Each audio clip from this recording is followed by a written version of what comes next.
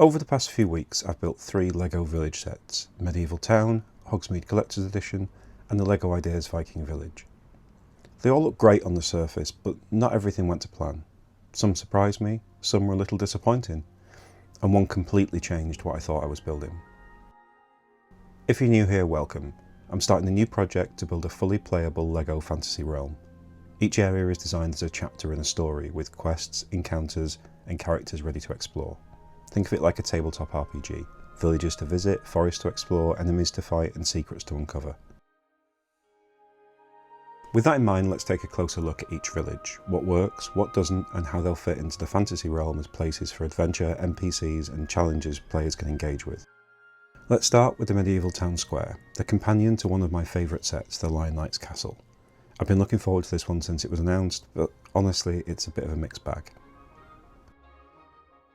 The first half feels like 3 ideas pushed together. There's too many side builds and not enough focus.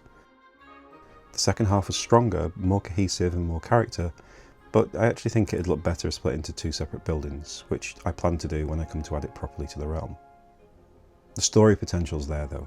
The goat farmer making cheese to sell at the market, the artist guild painting shields for the knights, and the corrupt tax collector pulling the strings. So not perfect, but with some amends it could really work.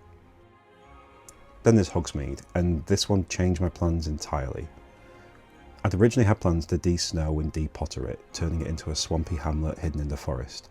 But when I started building it and saw how good the snow detailing was, I couldn't bring myself to strip that away. So instead I moved it.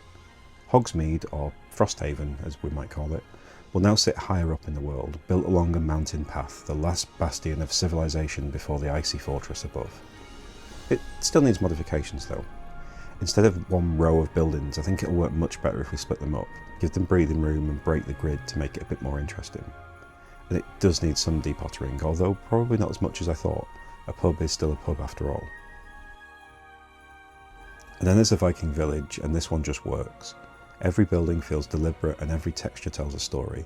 I've been trying to come up with reasons to buy a second one before it retires at the end of the year, but it just works so well as it is, I wonder if less is more. Either way, it'll sit at the base of the same mountain as Hogsmeade, the starting point of that journey. The place where our heroes gather weapons, make allies and defend the village from raiders before heading into the frozen north. So, which is the best village? The answer really isn't about the sets, it's about the story potential. Viking Village sets the tone, Hogsmeade shapes the path up the mountain, and Medieval Town Square, well, it needs some work. Soon we'll start bringing this world to life, building the layout, linking these villages and uncovering how their stories connect. If you like the sound of that, then you can subscribe for updates. Thanks for watching.